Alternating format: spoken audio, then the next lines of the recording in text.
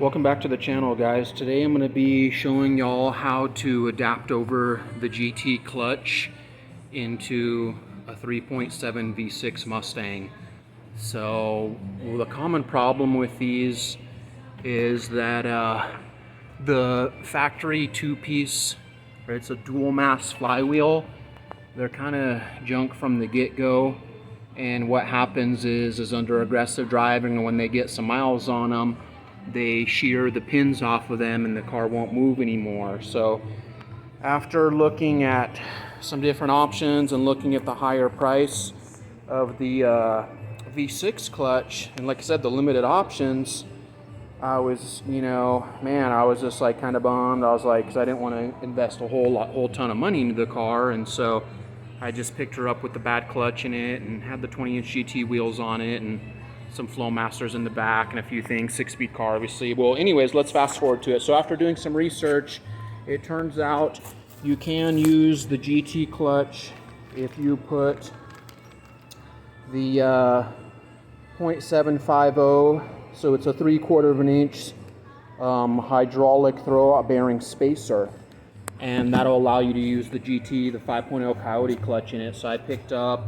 it's not a real high dollar setup, but I picked up this setup that has a Lighten flywheel in it, and it's a stage 4, so it's got a ceramic puck clutch that is it is sprung, and then it came with a new heavy duty pressure plate, and it's just a clutch max setup but for what I'm doing it should be more than enough, to hold the power of the little V6. And then so I'm going to be talking about some of the other stuff I'm going to do. Today we're kind of focusing on adapting the clutch over and getting the transmission out, but I also got a kind of a pretty clean set of used takeout gears, 373s out of a Ford Explorer. And I got the master bearing kit to go along with that, with all the shims, a new crush collar and everything. So that should be pretty interesting. And another thing is when you're there, you're gonna have to get some new Coyote flywheel bolts because they're a different length than the dual mass.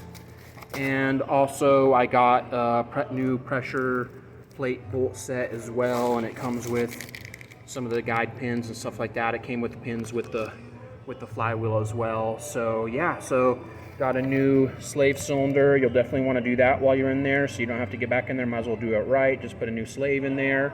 So yeah, so I'm super stoked. In that box we have,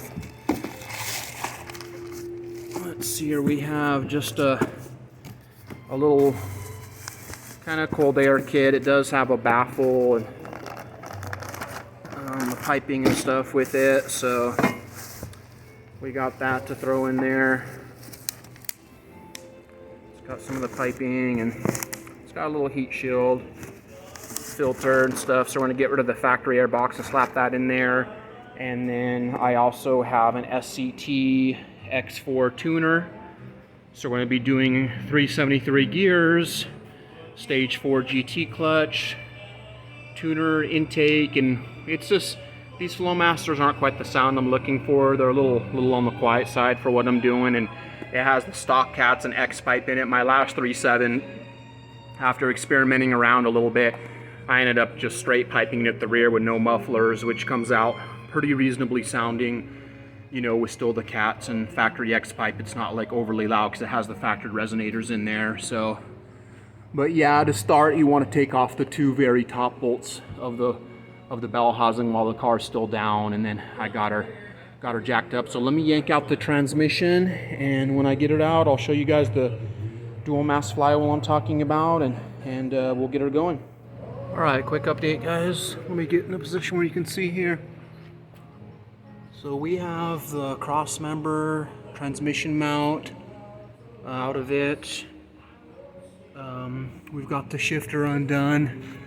You don't necessarily have to pull the console or the shifter or anything like that up top. You can undo it from the two parts where it connects to the tranny with a 13 and a 10 millimeter. I'll probably pull that little cross brace off too, so it can hang down a little bit more. There's the drive shaft. Of course, you have to disconnect it from the rear diff flange and the transmission flange, and it's perfect for me because I'm going to be putting the 373 gears anyway, so puppy's got to come out of there for both. So yeah, it's coming around. Probably disconnect the battery and unhook the starter right there. And then I can disconnect the hydraulic clutch line up there, pull off the rest of the bell housing bolts, get a tranny jack under, and undo the wiring harness from it, and get her out of there, and that's about it. So I'll see you guys in a minute.